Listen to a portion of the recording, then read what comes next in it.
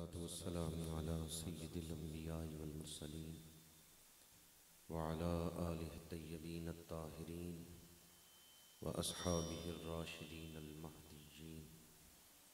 अम्मा बअदु फ़अऊज़ु बिल्लाहि मिनश शैतानिर रजीम। बिस्मिल्लाहिर रहमानिर रहीम। मा कान मुहम्मदुन अबा अहदिम मिर रिजालिकुम वलाकिर रसूलुल्लाहि व खातमन नबिय्यीन।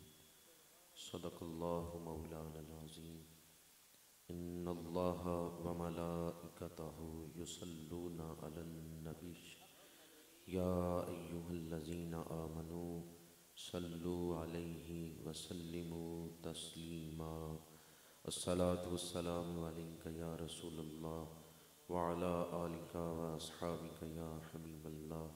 अस्सलातु वस्सलामु अलैका या खतीबल अंबियाइ वल मुरसलीन व अला आलिका व अस्हाबिका या रहमतल लिल आलमीन।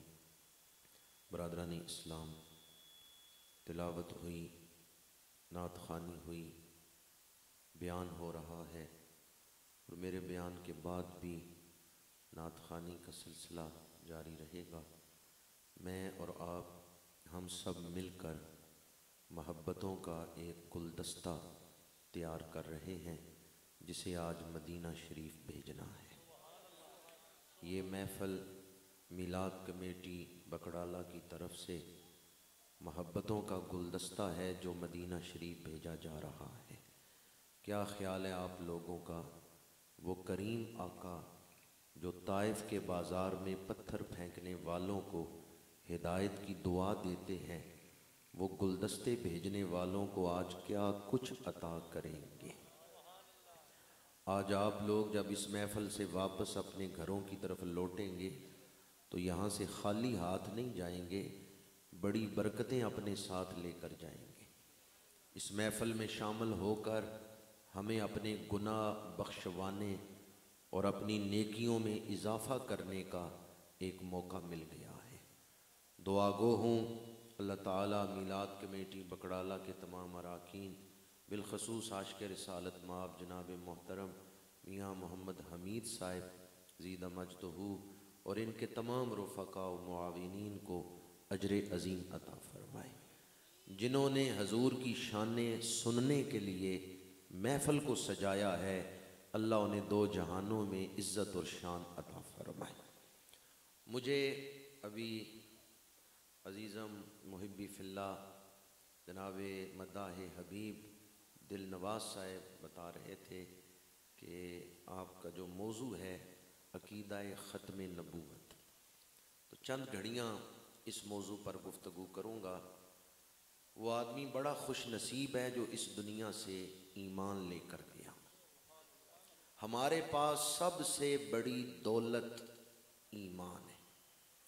पानी भरन सहेलियां ते रंगा रंग कड़े, परया उसी दा जानिए जिस दा तोड़ चढ़े। जो ईमान लेकर गया वो कामयाब हो के गया। कुछ डाकू ऐसे हैं जो दौलत लूट लेते हैं, लेकिन कुछ डाकू ऐसे हैं जो ईमान लूट लेते हैं। ईमान के चोर, ईमान के डाकू। जब शैतान ने हज़रत आदम अलैहिस्सलाम को सजदा नहीं किया था तो उसने अल्लाह की बारगाह में अर्ज़ किया था कि औलादे आदम को भी ज़मीन पे उतार और मुझे भी ज़मीन पे उतार, मैं साबित करूँगा ये तेरे कुर्ब के लायक नहीं। और जब हम शैतान के रास्ते पर चलते हैं तो वो खुश होता है कि देख मैंने साबित कर दिया है ये बंदा तेरे कुर्ब के लायक नहीं। सबसे बड़ी आजमाइश इस दुनिया में वो आदमी बड़ा खुश नसीब है जिसने अपना ईमान शैतान से बचा लिया।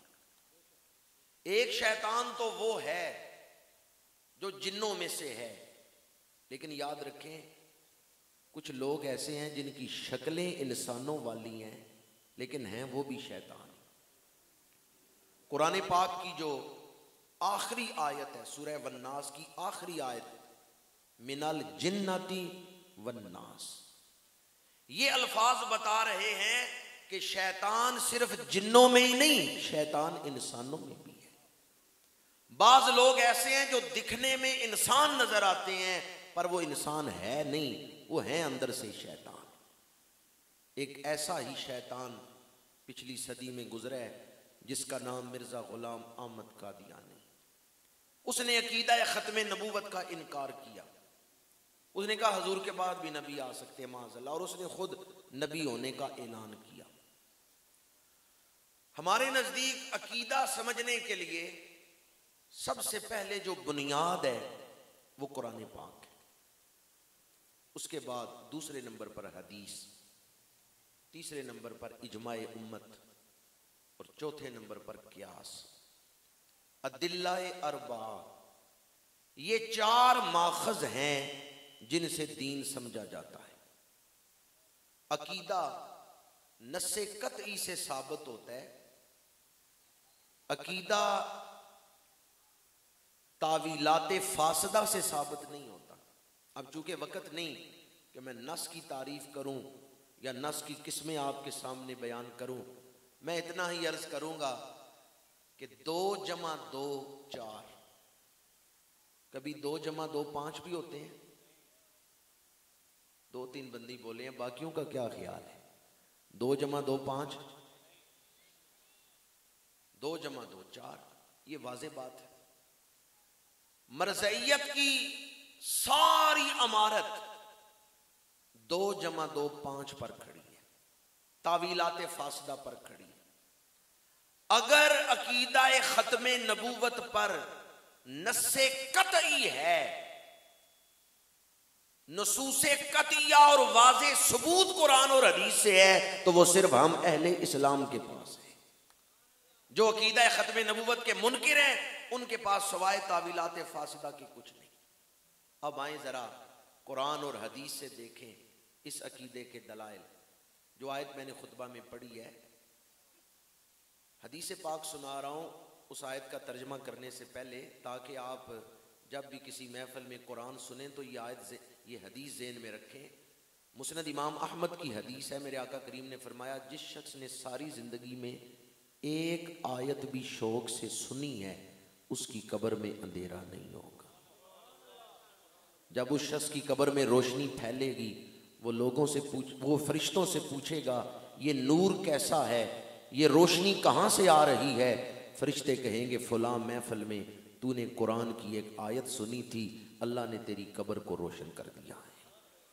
अब मैं आयत पढ़ने लगा हूँ, आप इस नीयत से सुने कि ये सुनना कब्र की रोशनी अता करता है। मा काना मुहम्मदुन अबा अहदिम मिर रिजालिकुम, फरमाया अल्लाह के महबूब सैयदुल अंबिया हज़रत मोहम्मद सल्लल्लाहु अलैहि वसल्लम तुम्हारे जवान मर्दों में से किसी के बाप नहीं, वला के रसूल अल्लाह, और लेकिन वो अल्लाह के रसूल हैं, व खातमन नबीयीन, और आखिरी नबी है। कुरान का माना उन्होंने बयान करना है जिन पर कुरान नाज़िल हुआ है। कुरान के किसी लफ्ज़ का माना क्या है, ये माना मुतअय्यन करना हजूर का मकाम मनसबी है, फ़र्ज़ मनसबी है। आज अगर कोई कहे चूंकि चुनाचे खातम का ये माना है तो खातमुन नबीयीन का फुला माना है, और उस माने का इनकार करे जो हजूर ने बयान किया है, वो काफिर हो जाएगा। जब हजूर से पूछा गया या रसूलल्लाह खातमुन नबीयीन का माना क्या है, तो आपने फरमाया अना खातमुन नबीयीन ला नबिय्या बादी, मैं आखिरी नबी हूं, मेरे बाद कोई नबी नहीं पैदा हो। ला नफी जिन्स है कि ला ये जड़ ही काट देता है। नफी जिन्स का मतलब ये है किसी किस्म का ना जिल्ली ना बरूजी, किसी किस्म का नबी मेरे बाद नहीं पैदा हो सकता। ये तो मैंने आपको कुरान मजीद की आयत सुनाई। अब आए हदीस मुबारक। ये हदीस मुस्लिम शरीफ में है। मेरे आका करीम ने फरमाया फुद्दिल तो अलल अंबियाई बिसित्तिन, अल्लाह ने 6 चीज़ों में मुझे नबियों पर फजीलत अता फरमाई है। इसी का तर्जमा किया है आला हजरत ने, सबसे औला व आला। हमारा नबी कहते हुए कोई दिल को ठंड नहीं पड़ती। सबसे औला व आला, सबसे बाला व वाला।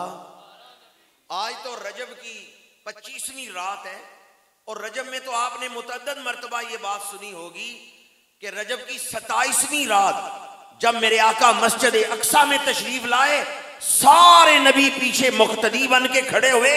हजरत आदम से हजरत ईसा तक सारे पैगंबर पीछे मुक्तदी बन के खड़े हैं। सफीउल्लाह पीछे, नजीउल्लाह पीछे, कलीमुल्लाह मुक्तदी बन के खड़े हैं।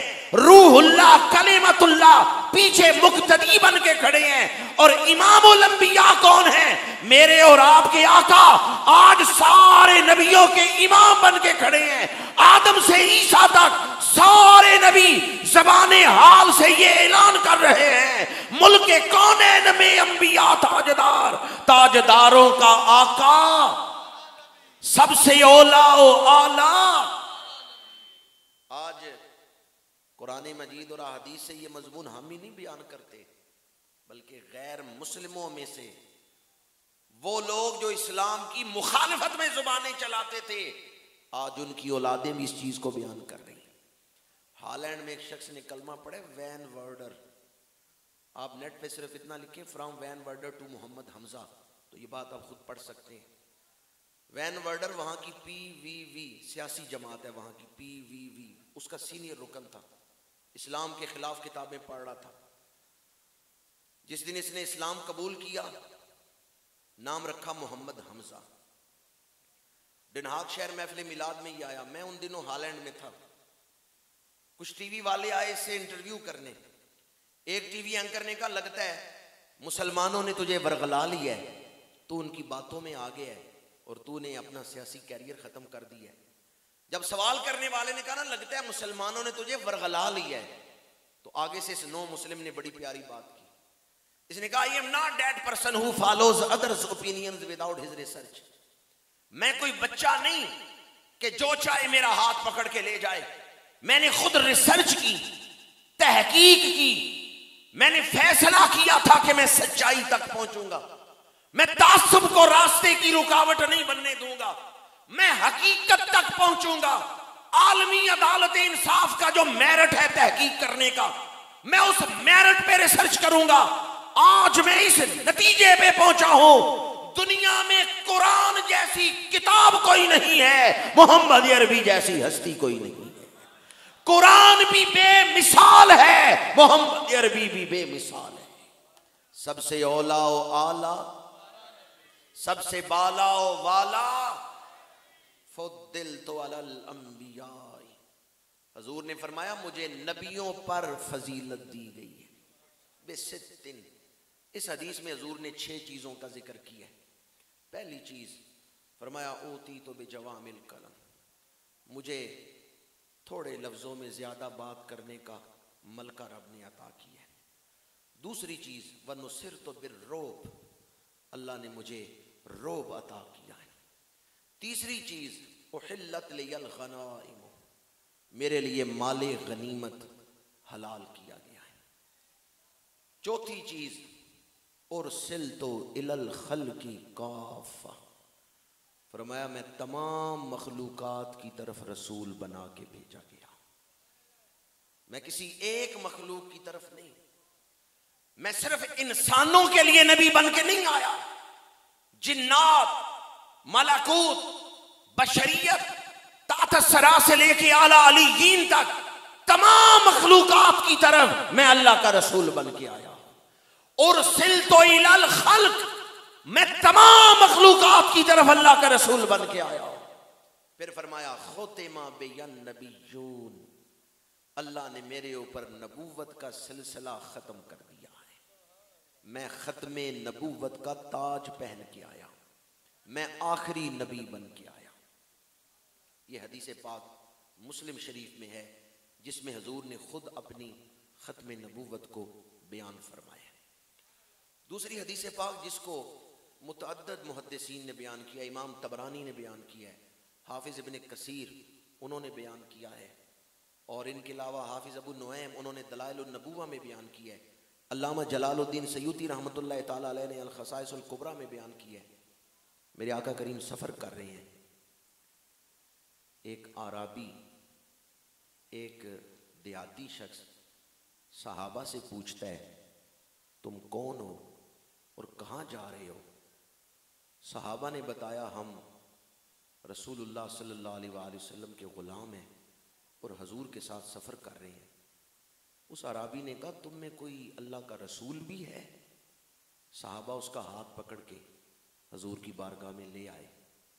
उसने तलवार निकाली, उस पेंडू शख्स ने तलवार निकाली, बेअदबी वाला एक जुमला बोला।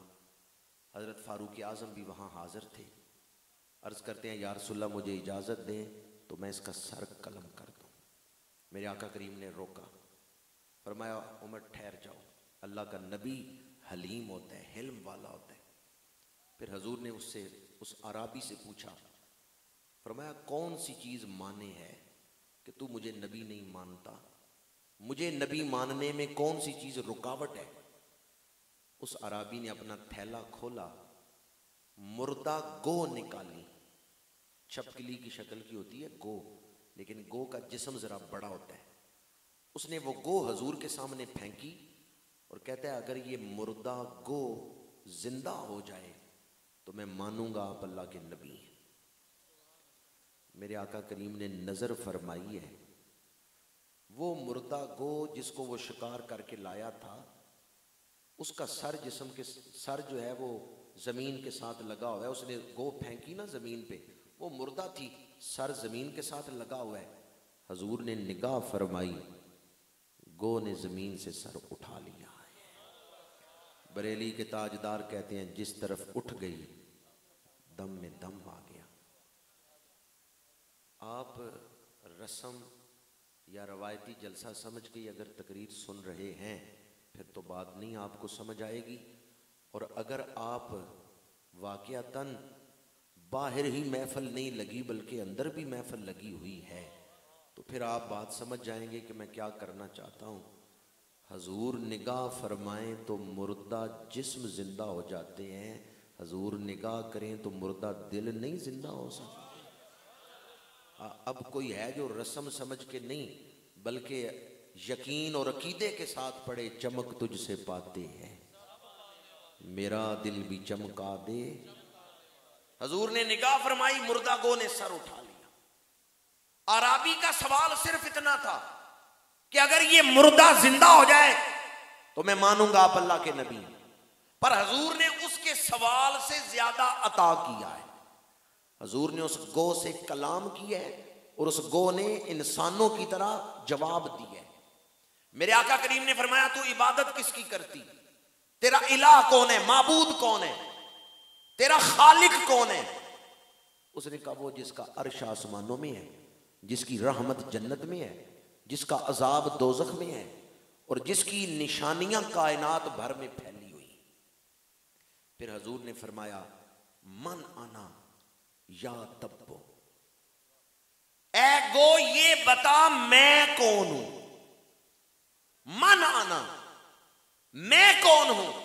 अब गोह ने फसी अरबी जबान में जवाब दिया, अंता रसूल और रब्बिल आलमीन व खातमुन नबीयीन, आप अल्लाह के रसूल हैं और खत्मे नबूवत का ताज पहन के आए हैं। ए गो तेरी पहचान पे कुर्बान जाऊं। इसकी गवाही तो जमाने के जानवर भी दे रहे हैं कि हजूर खत्मे नबूवत का ताज पहन के आए हैं। उस गो ने कहा, अंता रसूल और रब्बिल आलमीन व खातमुन नबीयीन, या रसूलल्लाह आप अल्लाह के रसूल हैं और ख़त्मे नबूवत का ताज पहन के आए। मेरे आका करीम ने उस आराबी की तरफ देखा, फरमाया, बता, तेरा यही तकाजा था कि ये जिंदा हो जाए तो मैं कलमा पढ़ूंगा, अब बता तेरा क्या इरादा है? उस आराबी ने अर्ज किया, इस गो ने कलमा बाद में पढ़ा है, मैंने पहले आपका कलमा पढ़ लिया है। या रसूलल्लाह मैं मानता हूं आप अल्लाह के रसूल हैं, अगर आप इससे कलाम ना भी फरमाते, इसने जब सर ही उठाया था तो मेरे दिल ने मान लिया था आप अल्लाह के रसूल हैं। यह हदीस तवील है लेकिन मैं सिर्फ उसका वही हिस्सा अर्ज कर रहा हूं जो ख़त्म नबूवत के हवाले से। मैंने एक आयत और 3 हदीसें आपके सामने पढ़ी हैं अकीदा ख़त्म नबूवत पर। दीन समझने के लिए जो 4 बुनियादी माखज़ हैं उनमें से 2 का जिक्र मैंने इख्तिसारन किया है। तीसरा माखज़ है इजमा। इजमा कहते हैं माहिरीन शरीयत किसी बात पर जमा हो जाएं, उसे इजमा कहते हैं। सबसे अफजल इजमा सहाबा किराम का इजमा है। सहाबा किसी बात पर मुत्तफिक हो जाए ना कि ये मसला इस तरह है, बाद की सारी उम्मत सहाबा के इजमा के खिलाफ इजमा कर ले, वो सहाबा के इजमा को तोड़ नहीं सकते। क्योंकि सहाबा के उस्ताद कौन है? वयुल्लिमुहुमुल किताब वल हिकमत, वो हजूर के शागिर्द हैं। इसलिए सहाबा जिस बात पे इजमा कर लें वही कुरान और हदीस का मसला है, और सहाबा के इजमा को बाद की उम्मत तोड़ नहीं सकती। हजूर का विसाले पाक हुआ तो सहाबा का पहला इजमा हजरत सिद्दीक अकबर की खिलाफत पे हुआ है, और दूसरा इजमा अकीदा ख़त्म नबूवत पे हुआ है। माशाल्लाह आज आपके जो नकीब महफल हैं उन्होंने सिर्फ लफ्ज़ ही सोने नहीं पड़े हजरत सिद्दीक अकबर की शान में, बल्कि उनका अंदाज भी बता रहा था कि उनकी ज़बान ही नहीं पढ़ रही, उनका दिल भी इसमें शामिल है। अल्लाह ताला ऐसे ही नकीब हमें अता फरमाए जो अकीदे के मुहाफ़िज़ हों। अल्लाह ताला इनके इल्म फ़ज़ल में और बरकतें अता फरमाए। मेरा मामूल नहीं है लेकिन मेरा दिल बड़ा खुश हुआ है इनको सुन के, इसलिए मैं ये बात कर रहा हूँ। हज़रत सैयदना सिद्दीक़ अकबर रज़ी अल्लाह ताला अन्हो अकीदा ख़त्म नबूवत के पहले मुहाफ़िज़ हैं। आपके दौर में जो फितने थे ना, जब हजूर का विसाल हुआ है तो जो फितने खड़े हुए, इस्लाम के दुश्मन कहते थे अब इस्लाम किताबों में नज़र आएगा, सफ़ाए हस्ती पे कोई मुसलमान नहीं नज़र आएगा। उधर से रूम ने लश्कर तैयार किया हुआ है मदीना मुनव्वरा पर हमला करने के लिए, इधर झूठे नबी खड़े हो गए, उन्होंने मुसलमानों को तोड़ना शुरू कर दिया। उधर कुछ ज़कात के मुनकिर खड़े हो गए, उन्होंने कहा हमने ज़कात नहीं देनी। मुख्तलिफ फितने खड़े हुए। लोग कहते थे वो सरहद जो इस्लाम की है ना, हजूर के विसाल के वक़्त रियासत मदीना की सरहद, सिद्दीक़ अकबर उसको भी कायम नहीं रख सकेंगे। लेकिन कुर्बान जाए हज़रत सिद्दीक़ अकबर की इस्तिकामत पर, उन्होंने 2 सालों में सारे फितने भी ख़त्म किए हैं और कई मुल्क फतह करके रियासत मदीना में शामिल भी किए हैं।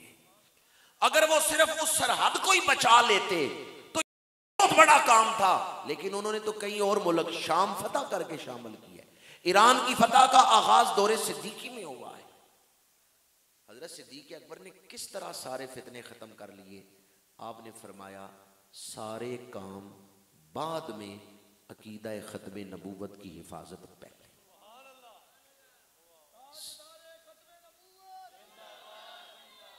सारे काम बाद में, सारे काम।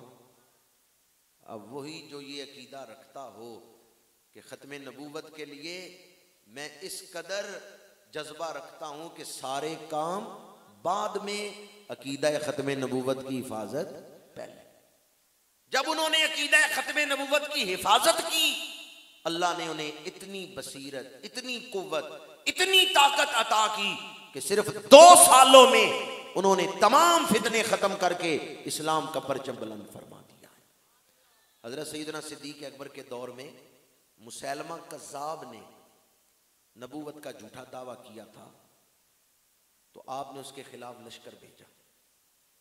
उसमें एक सहाबी शामिल हैं हबीब बिन ज़ैद। मुसैलमा कज़्ज़ाब ने उन्हें गिरफ्तार किया और हजरत हबीब बिन ज़ैद से कहा अगर तू हजूर के बाद मुझे नबी मान ले तो मैं तुझे छोड़ दूंगा, वरना तेरे हाथ काट दूंगा। आपने फरमाया मेरे हाथ काट दो, मैं हजूर के बाद किसी को नबी नहीं मान सकता। हबीब बिन ज़ैद रज़ी अल्लाह ताला अन्हु के हाथ काट दिए गए। मुसैलमा कज़्ज़ाब ने कहा अब भी वक़्त है, ठीक है हजूर को नबी मानो, लेकिन हजूर के बाद मुझे नबी मानो। माशाअल्लाह हमारे आलमी शोहरत याफ्ता सना खान कराची से खूबसूरत मेहमान अंदलीब चमनिस्तान रसालत गुलाम मुस्तफ़ा कादरी साहब तशरीफ़ लाए हैं। हुज़ूर गौसे आज़म वालेकुम अस्सलाम, क्या हाल है? ठीक है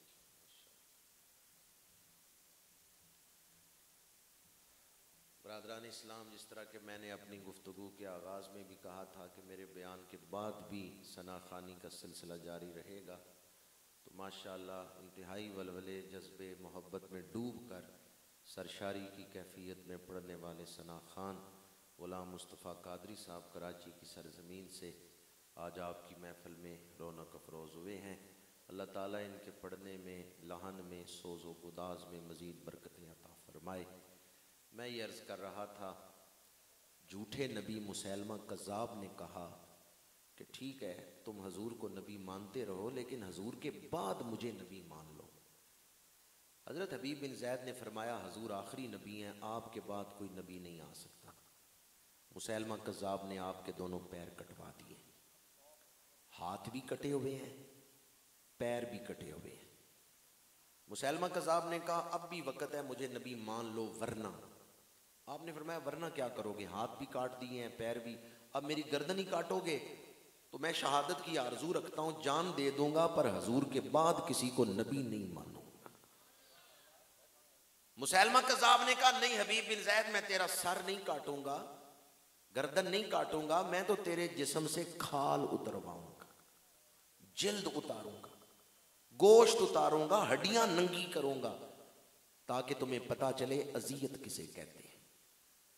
अब जरा दिल थाम के सुने हजरत हबीब बिन ज़ैद ने जवाब क्या दिया है। हजरत हबीब बिन ज़ैद ने कहा ओ दुश्मने रसूल, तूने जो करना है कर ले, जब तक मेरी सांस चल रही है, मेरे खून का आखिरी कतरा भी निकलेगा तो यही कहते हुए निकलेगा हजूर अल्लाह के आखिरी नबी है, हजूर अल्लाह के आखिरी नबी है। ये दर्दां दे किस्से ते मर्दां दे हिस्से, जरा वक्त दे सो सोने सा के नासे। ये दर्दां दे किस्से ते मर्दां दे हिस्से। अल्लामा इकबाल ने भी जवाब शिकवा में लिखा है, कसूरवार गरीब दयार हो लेकिन तेरा खराबा फरिश्ते न कर सके आबाद, मकामे शौक तेरे कुदसियों के बस का नहीं, उन्हीं के काम है ये जिनके हौसले हैं ज़ियाद। इश्क हौसले का काम है, जंग खेड़ नहीं जनानियां दी। हजरत हबीब बिन ज़ैद रजी अल्लाह ताला अन्हों ने फरमाया तूने जो करने कर ले, मेरे खून का आखिरी कतरा भी यही गवाही देते हुए निकलेगा हजूर अल्लाह के आखिरी नबी। हबीब बिन ज़ैद के जिस्म से खाल उतारी गई, बाजू नंगे, हड्डियां नंगी की गई, सीने से गोश्त उतारा गया, पसलियां नंगी की गई। आपने जामे शहादत नोश कर लिया, शहीद हो गए। आपकी वालदा हैं उम्मे अम्मारा, बूढ़ी हो चुकी हैं, लाठी के सहारे चल रही हैं। एक सहाबी दौड़ते हुए आए, उनका उम्मे अम्मारा तुम्हें पता है तुम्हारे बेटे के साथ क्या सलूक किया गया? वो फरमाती हैं क्या सलूक किया गया? का मुसैलमा कज़्ज़ाब ने बड़ी सफ़ाकी के साथ उन्हें शहीद किया है, हाथ काटे हैं, फिर पैर काटे हैं, फिर जिस्म से खाल उतारी है, हड्डियां नंगी की हैं। हज़रत उम्मे अम्मारा फरमाती हैं ये बताओ जब मेरे बेटे के हाथ और पैर काटे गए, जिस्म से खाल उतारी गई, वो हिम्मत तो नहीं हार गया, वो कायम रहा है या नहीं? उसने कलमा पढ़ा है या नहीं? दीन पे साबित रहा है या नहीं? साहबी कहते हैं उम्मे अम्मारा तेरा बेटा तो बड़ा शेर दिल था, वो तो आखिरी वक्त तक यही कहता रहा कि हजूर अल्लाह के आखिरी नबी हैं। माँ पहले लाठी पे झुकी हुई थी, अब सीधी होके खड़ी हो गई। पहले लाठी के सहारे चल रही थी, अब सीधी होके खड़ी हुई और कहा वल्लाहि लिहाज़ल यौम अर्दातुहु, अल्लाह की कसम है मैंने उसे दूध पिलाया था तो इसी दिन के लिए पिलाया था, मेरे बेटे ने मेरे दूध का हक अदा कर दिया है। वो कैसी माएँ थी जो कहती हैं दूध इसलिए पिलाया है ये हजूर की गुलामी करेगा।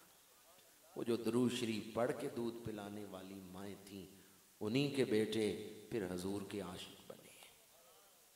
मैं आपकी खिदमत में अकीदा ख़त्म नबूवत के हवाले से जहाँ से मैंने गुफ्तगू शुरू की थी वहीं ला के गुफ्तगू समेट रहा हूँ। हमारे पास सबसे बड़ी दौलत ईमान है। बंदा मोमिन हो, बेशक बहुत बड़ा गुनाहगार हो, लेकिन उसका खात्मा ईमान पे हो जाए, वो बख्शा जाएगा, चाहे अजाब के बाद ही बख्शा जाए, लेकिन ईमान उसको दोज़ख में नहीं रहने देगा। और अगर खात्मा हो कुफर पर, फिर ऐसी मुसीबत है जो कभी ख़त्म नहीं होगी। फिर ऐसा अजाब है जो कभी ख़त्म नहीं होगा। इसलिए वो बड़ा खुश नसीब है जो दुनिया से ईमान लेके गया। सोशल मीडिया के दौर में जब लोग फेसबुक के ग़ुलाम बन चुके हैं, वैसे महफिल में नारा लगाते हैं ग़ुलामी रसूल में मौत भी कबूल है, लेकिन ग़ुलाम फेसबुक के बने हुए हैं।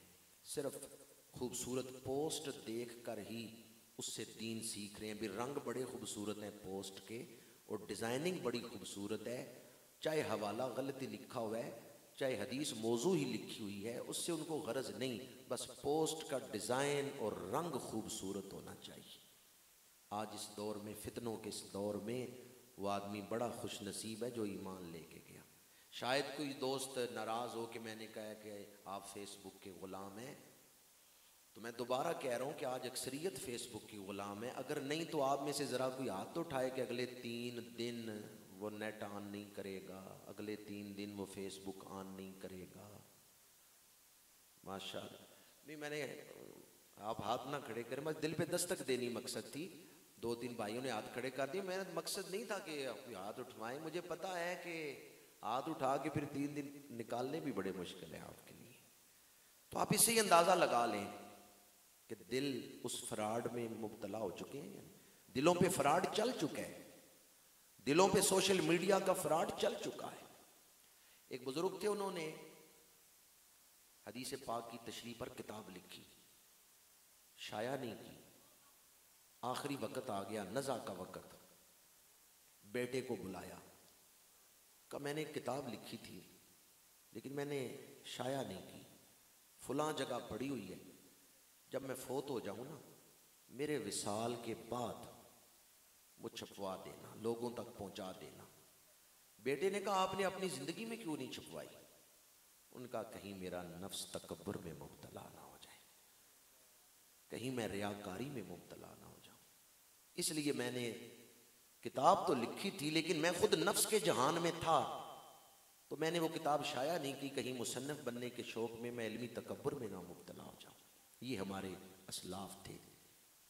बहुत सारे लोग दुनिया में ज़िंदगी गुजार रहे हैं, 7 अरब से ज़्यादा लोग जी रहे हैं, पर अक्सरियत अपनी अना की तस्कीन के लिए जी रही है, अक्सरियत अपनी ख्वाहिशात के पुजारी हैं।